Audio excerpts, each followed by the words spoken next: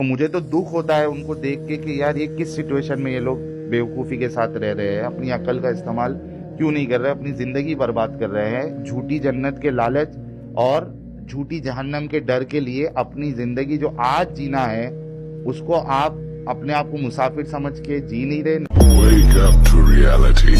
और कहते हैं कि हमारी जो दुनिया की जिंदगी है बस यही जिंदगी है और हम मरने के बाद फिर जिंदा नहीं किए जाएंगे।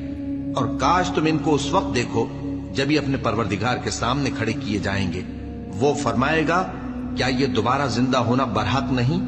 तो कहेंगे, क्यों नहीं, हमारे परवरदिगार की कसम बिल्कुल बरहक है। अल्लाह फरमाएगा, अब कुफ्र के बदले जो दुनिया में करते थे अजाब के मजे चखो। जिन लोगों ने अल्लाह के रूबरू हाजिर होने को झूठ समझा वो घाटे में आ गए। यहां तक कि जब उन पर क़यामत नागहां आ मौजूद होगी तो बोल उठेंगे कि हाय, उस कोताही पर अफसोस है जो हमने क़यामत के बारे में की। और वो अपने अमाल के बोझ अपनी पीठों पर उठाए हुए होंगे।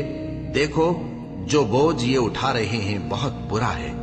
और जो माल तुमको अल्लाह ने अता फरमाया है उससे आखिरत की भलाई तलब कीजिए और दुनिया से अपना हिस्सा न भुलाइए।